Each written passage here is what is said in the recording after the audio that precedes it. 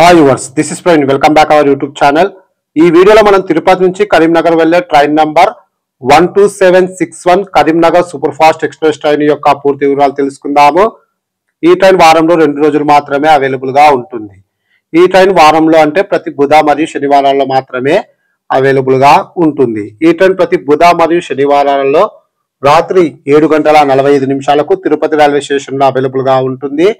రాత్రి 8:05 తిరుపతి నుంచి అయితే బయలుదేరుతుంది.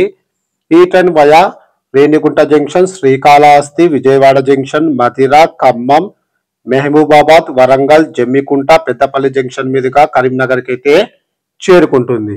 ఈ ట్రైన్ రేణిగుంట జంక్షన్ కు రాత్రి 8:26, శ్రీకాళహస్తికి రాత్రి 8:53, విజయవాడ జంక్షన్ కు అర్ధరాత్రి 1:40, మధిరకు అర్ధరాత్రి 2:55, ఖమ్మంకు తెల్లవారుజామున 3:20, మహబూబాబాద్ కు తెల్లవారుజామున 3:55, వరంగల్ కు తెల్లవారుజామున 4:40, జమ్మికుంటకు తెల్లవారుజామున 5:25, పెద్దపల్లి జంక్షన్ కు ఉదయం 6 గంటలకు, కరీంనగర్ కు ఉదయం 8:40 అయితే చేరుకుంటుంది.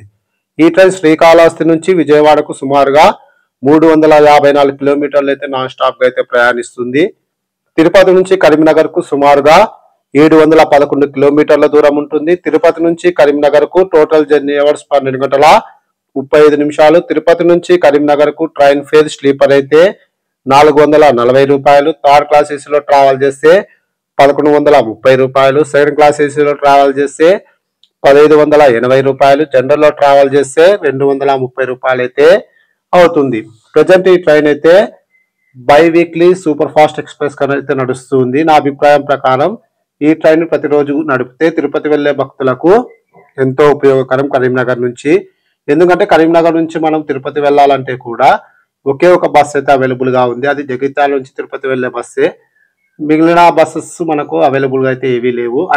అన్ని బస్సెస్ మనకి మోస్ట్లీ మనకు హైదరాబాద్ నుంచే లభిస్తుంటాయి. కాబట్టి కరీంనగర్ నుంచి తిరుపతి వెళ్లే భక్తులకు ఈ ట్రైన్ ప్రతిరోజు వేస్తే ఎంతో ఉపయోగకరమని నా అభిప్రాయం. ఈ వీడియో వస్తే ఖచ్చితంగా లైక్ అయితే చేయండి. Thank you.